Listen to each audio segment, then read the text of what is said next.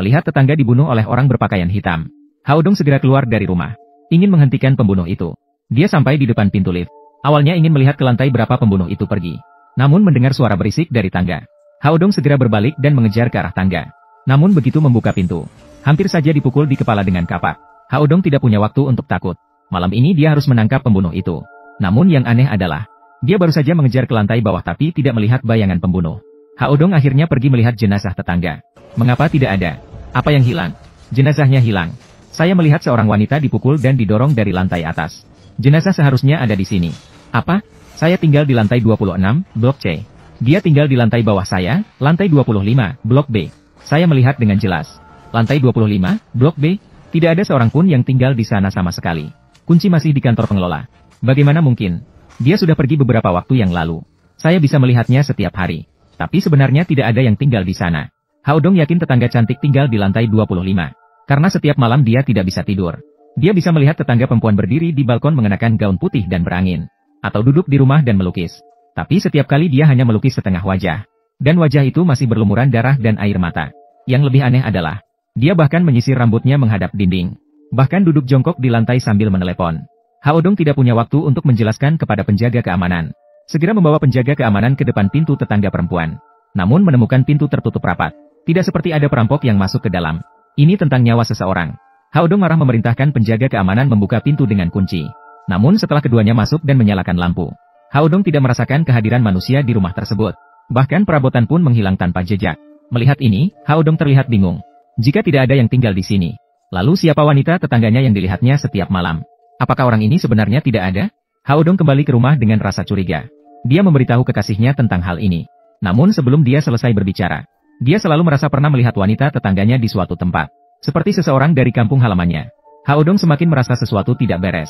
Untuk mencari tahu apakah wanita tetangganya benar-benar ada. Keesokan harinya, dia kembali ke desa Nineli di kampung halamannya. Untuk mencari jawaban. Namun begitu dia masuk ke desa, dia langsung melihat sebuah rumah tua yang terbengkalai. Melihatnya, detak jantung Haodong tiba-tiba mempercepat. Ada perasaan gelisah di dalam hatinya. Benar saja, detik berikutnya, rumah tua itu tersambar petir. Tanpa sebab, asap mulai muncul. Seolah-olah meramalkan tanda-tanda yang tidak jelas. Melihat ini, Haodong berjalan lebih cepat menuju rumah pamannya. Haodong ditinggalkan oleh orang tuanya sejak kecil. Paman yang membesarkanku dengan tangannya sendiri. Namun selama bertahun-tahun, paman yang seorang guru masih sendirian. Sangat muak ketika wanita disebutkan. Setelah keduanya makan siang, paman langsung mengatur kamar untuk Haodong. Di sini terpajang foto kenangan nenek. Haodong melihat foto kenangan tersebut, dan teringat pemakaman neneknya. Dia sering mengalami insomnia dan mimpi buruk karena neneknya. Saat itu, jenazah nenek terbaring kaku di rumah. Pemandangan mengerikan itu membuat Haodong trauma. Karena pertama kali mengalami kematian keluarga. Setelah pulang, dia terus bermimpi buruk. Bahkan di siang hari, matanya juga bermasalah. Memikirkan tidur sepanjang malam membuatnya lelah. Haodong merasa tertekan. Dia menyembunyikan wajahnya di bantal. Berharap bisa meredakan emosi tersebut. Namun tiba-tiba. Pergi makan. Haodong terkejut oleh pamannya. Dia selalu merasa ada energi negatif di pamannya. Ketika malam tiba, Haodong terbangun dari mimpi buruknya. Di dalam mimpinya, dia melihat neneknya di foto sedang menatapnya. Maka dia segera membalik foto itu di atas meja. Barulah dia bisa tidur dengan tenang. Namun kemudian dia bermimpi melihat seorang wanita berambut panjang di samping tempat tidurnya. Haodong terbangun. Baru menyadari bahwa dia mengalami sleep paralisis. Namun semuanya terasa sangat nyata.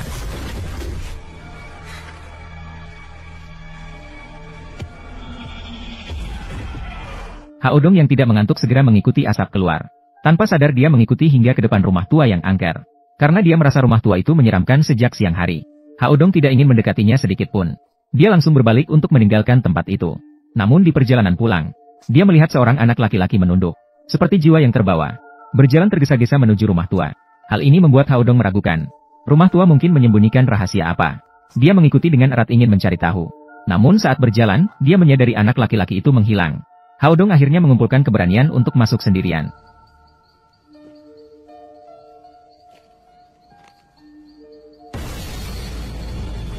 Di dalam ruangan terlihat hancur. Sepertinya sudah lama tidak ada yang tinggal di sana. Namun di ruangan lain masih menyala lampu. Haodong sangat penasaran. Dengan cepat dia melihat melalui jendela secara diam-diam. Dan dia melihat seorang wanita yang baru saja mandi. Sedang mengeringkan rambut di dalam ruangan. Sebelum Haodong sempat melihat wajah wanita itu dengan jelas. Tiba-tiba seorang pria muncul di ruangan. Mengambil senjata dan menyerang wanita itu. Haodong menggigit jari dengan ketakutan agar tidak bersuara.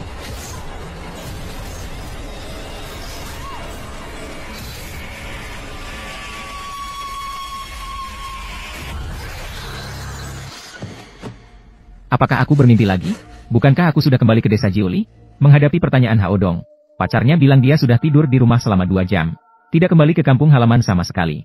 Melihat Haodong sangat gugup, pacarnya memutar musik untuk mencoba menenangkannya. Namun saat mendengarkan, sebuah kenangan tentang desa Jiuli muncul di pikiran Haodong. Tidak lama kemudian, sebuah pasangan muda datang ke desa Jiuli. Mereka dikirim khusus untuk memberikan panduan tentang tanaman padi hibrida di desa. Istrinya bernama Luo Xiayue, karena penampilannya yang cantik dan senyumnya yang manis. Begitu tiba di desa Jiuli, dia menjadi peri dalam mimpi para pria. Namun tidak lama kemudian, suami Luo Xiayue, Jiang Wo, mengalami kecelakaan saat memancing dengan alat listrik. Setelah kematian Jiang Wo, Luo Xiayue ditinggalkan sendirian sebagai janda. Namun para pria di desa tidak bisa diam. Malam itu, adik dari kepala desa memanfaatkan kesempatan saat mabuk, masuk ke rumah Luo Xiayue. Suaminya belum sempat dimakamkan. Wanita itu sengaja mengganti rok pendek, berjalan dengan langkah anggun, melintasi sekelompok bujangan. Tidak lama kemudian, dia menjadi perhatian semua pria di desa. Malam itu, Yuan Er, seorang bujangan, datang ke rumah Xiao Yu dalam keadaan mabuk. Karena ada orang meninggal di rumah, dia tidak berani mengetuk pintu. Dia hanya bisa mengintip melalui jendela. Namun dia menemukan Xiao Yu sedang mandi telanjang. Pemandangan yang memikat ini, Yuan Er terlihat sangat teruja. Akibatnya, botol minuman tepat menghantam dinding. Seketika menarik perhatian Xiao Yu 7 di dalam ruangan. Yuan Er ketakutan dan langsung berbalik untuk melarikan diri. Namun dia dihentikan oleh Xiao Yu yang mengejarnya keluar. Dia mengira Xiao Yu ingin mengundangnya masuk ke dalam. Maka dia dengan bersemangat mendekat. Namun Xiao Yu mengeluarkan sebilah pisau dari samping. Yuan Er sangat ketakutan sehingga dia berbalik dan lari. Tepat saat itu, dilihat oleh 2 warga desa yang lewat. Namun keesokan paginya, pada akhirnya, Xiao Yu meninggal secara misterius di rumahnya. Dia dibunuh dengan kapak kayu. Baru-baru ini, suami Xiao Yu meninggal terkena listrik. Sekarang dia menjadi korban lagi. Sehingga penduduk desa menetapkan Yuan Er sebagai tersangka utama. Karena seluruh desa mengetahui, sejak Xiao Yu dan suaminya datang ke desa, Yuan Er sudah tergila-gila pada Xiao Yu. Begitu melihatnya, Yuan Er menjadi sangat gembira sampai tidak bisa berjalan. Kemudian dia mengeluarkan sisir kecil, menyisir rambutnya sambil meneteskan air liur. Ditambah lagi, malam sebelumnya 2 warga desa melihat Yuan Er mencari Xiao Yu dengan mata kepala sendiri. Polisi segera datang ke rumah Yuan Er. Setelah dilakukan pemeriksaan, ditemukan bahwa di rumahnya tidak hanya ada kapak kayu, tetapi juga ada jejak darah di bawah sepatunya. Bukti-bukti cukup kuat. Polisi akan segera menangkap Yuan Er. Namun ternyata Yuan Er menjadi gila setelah bertemu dengan Xiao Yu semalam. Namun kepala desa untuk menyelamatkan adiknya. Secara sembunyi-sembunyi, kepala desa mengeluarkan sertifikat gangguan jiwa untuk Yuan Er dari rumah sakit. Polisi tidak punya pilihan selain melepaskan orang tersebut. Kemudian membawa sepatu itu kembali ke kantor polisi untuk diperiksa. Namun sejak kejadian itu terjadi, Yuan Er selalu mengatakan kepada orang lain bahwa dia akan segera menikahi Xiao Yu. Mengundang mereka ke rumah untuk minum teh pernikahan. Sekarang kasus ini menjadi mimpi buruk yang tak terlupakan bagi 1 orang tua dan 1 orang muda di desa. Namun kasus ini sudah berlalu 20 tahun. Polisi tidak pernah membuat kemajuan. Namun, Haodong selalu merasa bahwa kematian Xiao Yu 20 tahun yang lalu terkait dengan hantu perempuan di sebelahnya. Xiao Yu seperti bayangan, sering muncul dalam mimpi Haodong dengan air mata darah. Sepertinya ingin meminta bantuan Haodong untuk mengungkap kebenaran, memberinya keadilan. Haodong juga sangat penasaran tentang hal ini. Maka dia membawa pacarnya kembali ke desa kelahirannya, Jiuli Village, dan menemukan Tuan Hu yang dulunya menangani kasus Xiao Yu. Dia kembali ke rumah Xiayue. Old Hu tidak mengatakan sepatah kata pun dari awal hingga akhir, dia hanya mengangguk. Namun ketika dia mendengar nama Luo Xiayue, dia gemetar dan menjatuhkan cangkir teh. Old Hu mengatakan kasus Xiayue adalah satu-satunya kasus yang tidak berhasil dia pecahkan selama bertahun-tahun. Satu-satunya kasus yang belum terpecahkan. Pada saat itu, banyak orang menganggap Yuan Er sebagai tersangka. Namun saat Yuan Er diinterogasi, dia mengatakan bahwa setelah Xiayue mengusirnya dari rumah, dia masih merasa gelisah ketika kembali ke rumah. Kemudian dia kembali ke rumah Xiao Yu. Takut akan menakut-nakuti Xiayue jika dia masuk begitu saja. Yuan Er berteriak beberapa kali di luar, tapi tidak mendengar jawaban dari Xiayue. Dia diam-diam masuk ke dalam rumah, namun merasa bahwa Xiayue dingin.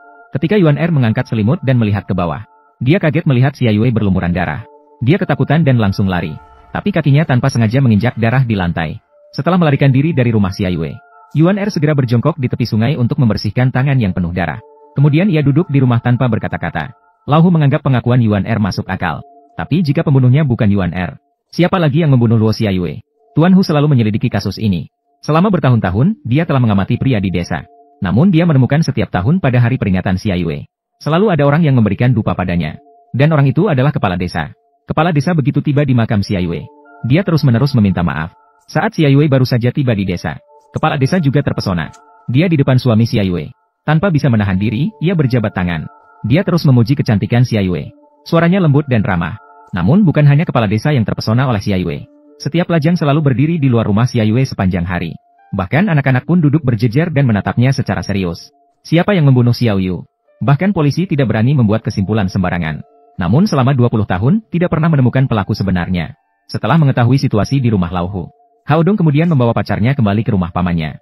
Namun ketika pamannya melihat pacarnya, ekspresinya terlihat sangat tidak alami. Pacar saya, Ivan.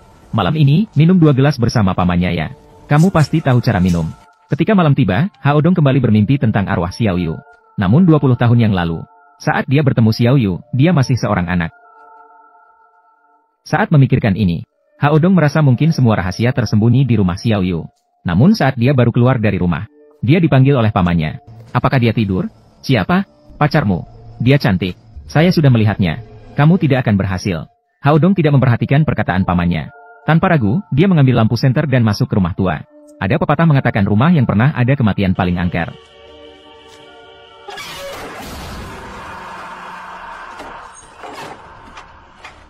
Hao Dong baru saja membuka pintu. Kenangan masa kecil. Kenangan masa kecil tiba-tiba muncul. Dia melihat pembunuh Xiaoyu. Dia melemparkan golok ke dalam sumur. Melihat ini, Hao Dong segera menuju ke mulut sumur. Apa yang kamu lihat? Saya ingat ketika dulu saya melihat seseorang melemparkan golok ke dalam sumur. Meskipun mengingat pembunuh melemparkan golok ke dalam sumur, namun tidak bisa melihat wajahnya dengan jelas. Hao Dong memberitahu polisi tentang hal ini. Polisi menghidupkan kembali kasus lama. Mulai mengeringkan sumur dan mengangkat. Di dalam sumur, selain asuransi di alat pancing listrik, benar-benar ada sebilah golok. Melihat senjata ditemukan, orang-orang di sekitar mulai berhamburan. Penduduk desa yang menonton berhamburan. Meskipun Xiaoyu dulu menjadi pusat perhatian desa, setiap pria terpesona oleh kehadirannya. Senyumnya seperti bunga. Matanya dalam seperti laut. Tubuhnya anggun seperti tarian. Namun sejak kematiannya, cahayanya mulai memudar. Para pria di desa juga tidak ingin terlibat dengan orang mati lagi. Namun ketika Hao Dong hampir mendekati kebenaran, dia terbangun di tengah malam. Melihat seseorang berdiri di samping tempat tidur mengenakan mantel hujan hitam. Dia mengangkat pisau dan hendak membunuh Hao Dong. Untungnya Hao Dong berhasil menghindar tepat waktu. Namun pria berjubah hujan itu langsung berbalik dan lari.